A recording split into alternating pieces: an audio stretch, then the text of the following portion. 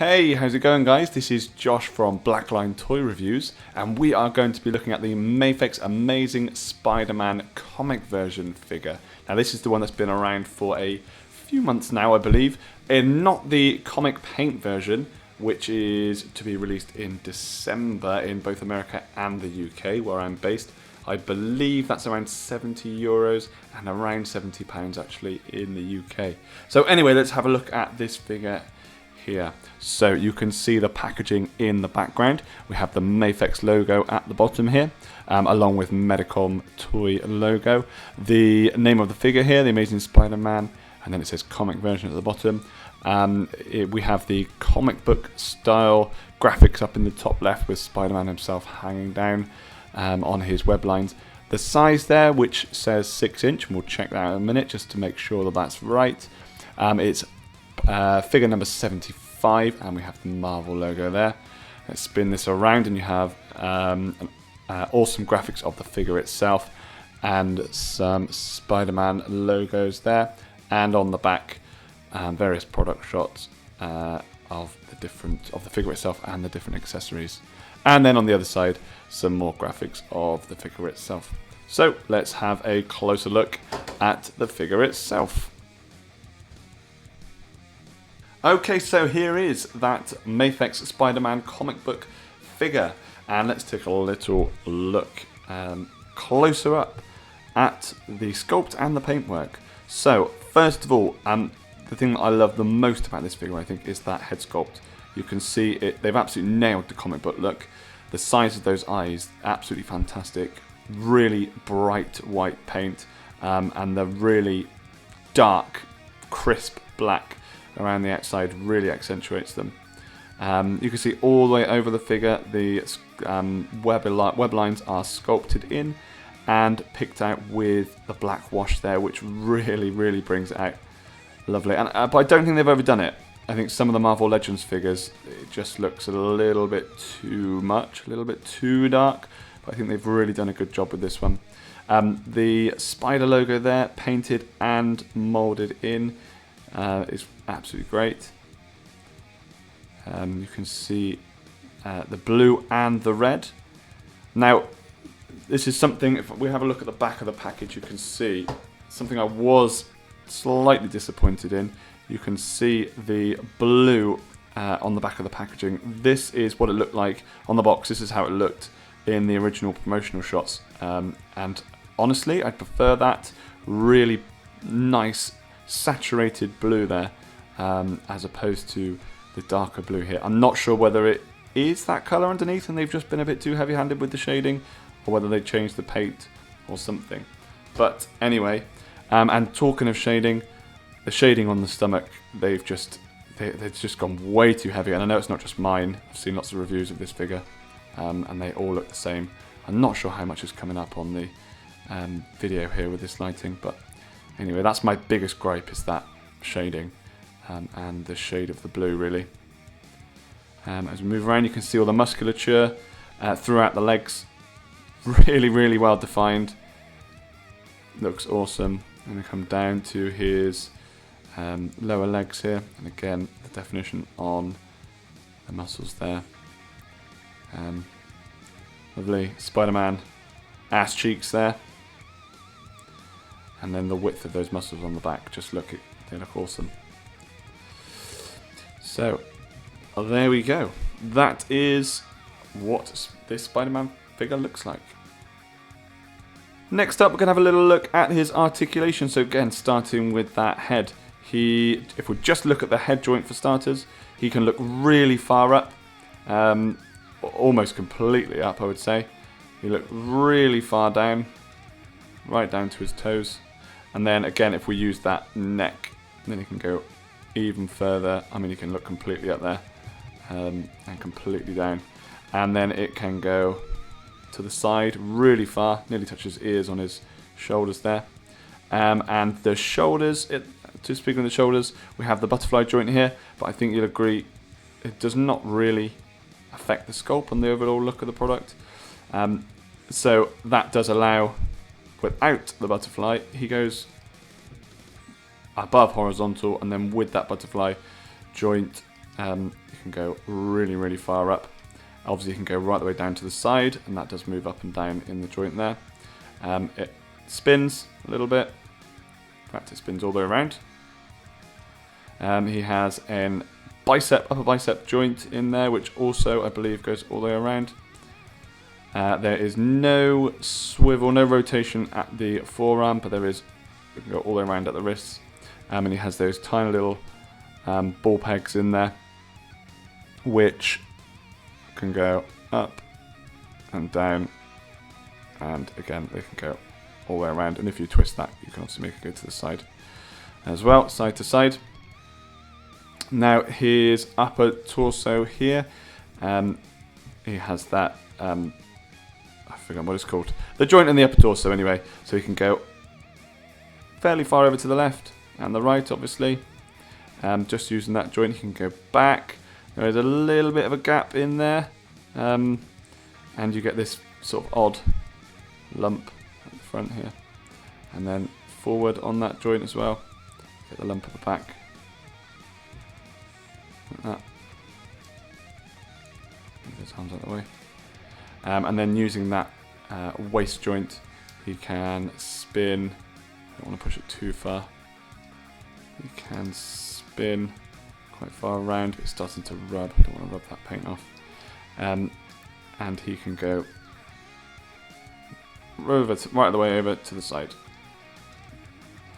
There you go. And their hips, he uses those drop down joints. So using those, he can go, oop, pop that off. It does come off every now and then.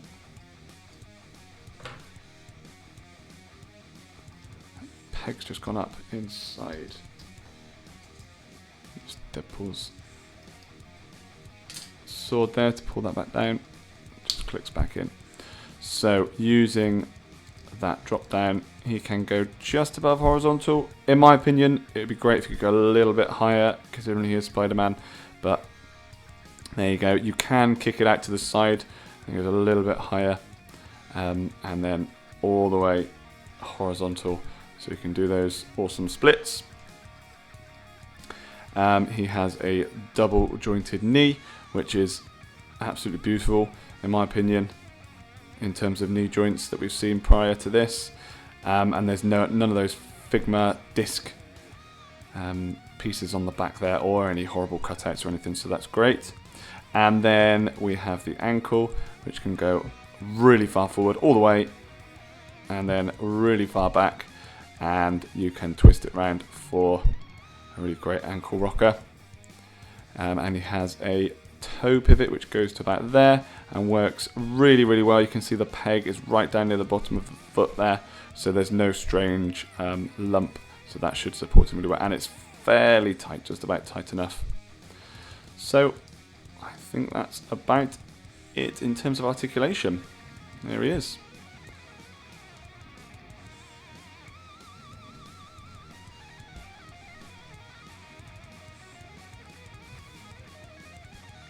Okay, so let's have a look at what he comes with. He does come with quite a lot of stuff, so quite a lot to go through. First of all, we have a ton of hands. So we start with the thwipping hands, and all of these hands are have molded web lines, just like the actual figure itself, that are have a black wash over them. And then we have the web holding hands, just there. Then we have some wide open hands for wall crawling. Just get them focused. Wall crawling hands, or crawling on the floor, or whatever you'd like. Then we have some open, relaxed hands. And then we have the magnetic hands again for wall crawling and such. Now all of my hands for some reason, or a lot of my hands for some reason, have quite warped fingers, you can see there. I can't remember, because I've had this a little while, whether they came like that or whether that's since they've been sat in the box in storage, but just something to be mindful of. We also have the feet with the magnets on the bottom, again for wall crawling, and they have the articulated toes, again just like the others. we also have an alternate head sculpt, which is pretty similar to the other one. Just the eyes are a little bit more narrow. And then we have a unmasked head, which does look really great. Personally, I'll never really use this very much, I don't think. Not very often. If I have all of my Spider-Man figures will come with the mask on them, especially when it looks like that. Alongside that, we have the mask itself that he can hold in one of those relaxed hands. So you can just push it in like that, and you can be holding it. Then we have various web lines. We have these very small web lines, and all of these just attach around the wrist. So you take off the hand, put them around the wrist. So there's 2 of those. They're the short ones. 2 of these longer ones are exactly the same, sculpted really nicely. They all have this sort of bulbous bit on the end. A word of warning, they do come with 2 of these long ones. However, unfortunately, I was stupid enough to break one of mine. They all came a little bit, well, like this one here, just with an ever so slight curve on them. I'm not sure how well you can see that. Had a little bit of a curve on it, and I stupidly decided that I would just sort of try and bend it back into place, but they're really, really brittle, not soft in the slightest, and it just snapped. So word of warning, I would recommend not to do that. We also have this longer web line as well for holding in his hand to make it look like he's swinging. And again, that comes with the same tip there. And finally, for the web lines, we have this really nice long web line with the net at the end. And you can see there is a port right there. And that's for our final accessory for the stand adapter, which can just pop in the end there. Again, just please be careful because it just really feels so brittle, especially around these thinner bits. And then that can go into your stand, which it does not come with. So you have to utilize one that you already own or purchase one separately. Okay, that is all of the accessories. Now let's have a look at a few of them attached. So let's have a look first of all at the different heads. I did actually have to heat up, the heads come off fine, but I did actually have to heat up the neck to try and get that off. But let's have a look at the head first. So that just snaps off really easy, just a ball joint inside there. You can see, it just snaps on. There we go. So you can see that looks a little bit, the eyes are a little bit more closed. And then we can take that off. And then it was taken, to put the unmasked head on, you need to take the neck off as well, obviously because he comes with a neck. And in order to get this off the first time, I had to heat it up, so I'm hoping that I don't have to do that this time. Which I might have to do. Yep, I'm going to have to do that. Right, I'm back in a sec. Okay, so I did manage to get that neck off. I risked using a hairdryer just for a few seconds, just focusing around that neck there, just to warm up that plastic, soften it up a little bit, and then it came off relatively easy. My recommended method would be to use the hot water method, but please make sure you check it out. There's loads of other people around on YouTube that can show you how to do that. Just please use extra caution because these figures are not cheap. So you can see inside there's another ball joint in there, and then you just take the unmasked head and you pop that on. It's actually really stiff. There you go. It looks great. And I will show you, I'll pop that back on again. Put the original head back on. And then I will show you just how to use the web line. So we just pop the arm off at the hand off at the wrist, not the arm off. And then place the web line over that wrist peg and then pop that back on. Obviously not that hand, but you get the idea. And that is how it goes on. Obviously you would use a thwipping hand, not that one. So there you go. let's have a look at how he compares to some other figures then, in terms of size. First of all, we'll have a little look at the height. So I've got him just standing straight up there. The box did say 6 inches, so let's check. And he is absolutely bang on 6 inches there, which is also just about 15 centimeters. So let's have a look how he compares to the other figures then, in a few different ranges. Bring him forward to there. So first of all, comparing Spider-Man figures, we have the Marvel Legends Homecoming Spider-Man. You can see he's a little bit taller than him there, which personally I think makes sense. The Homecoming movies, he's obviously very young, so I think it just makes sense that he's a little bit shorter. And then we have him with the Mezco brown suit Wolverine, which is one of my favourite figures, by the way, along with this Mafex Spider-Man. Let's have him standing straight up. There we go. You can see they're around the same height. I think maybe he's a little bit short, sorry, to go with Wolverine. Wolverine's supposed to be pretty small. And then next to my only Revoltech, well, genuine Revoltech figure, my Revoltech Deadpool in some sort of a vanilla pose. Again, I think that kind of makes sense, maybe height-wise. Again, Spider-Man, assuming he's supposed to be fairly young, and this would make sense. I mean, Revoltech don't really go with any other lines, in my opinion, in terms of style. They have their own style. And then another Wolverine figure. This is my Marvel Legends Tiger Stripe Wolverine. Again, I think that probably just about works. Wolverine's a little bit shorter than him. Then we have a Black Suit Spider-Man by Marvel Legends. There we go. And then lastly, just for a laugh, Spider-Man needs Venom, and I like Venom to be pretty big personally.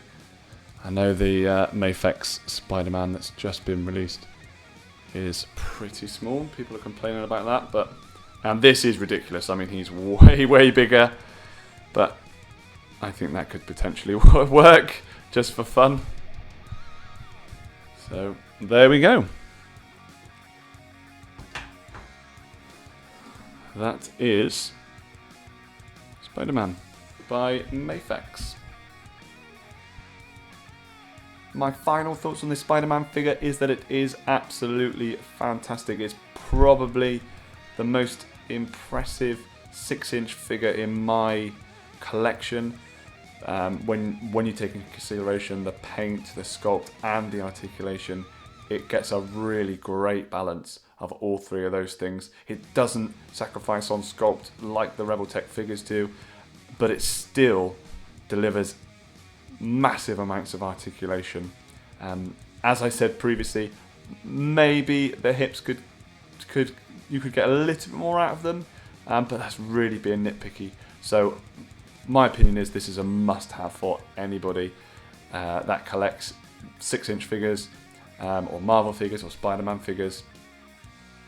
So thank you very much for watching, and remember, collect, play, and be proud.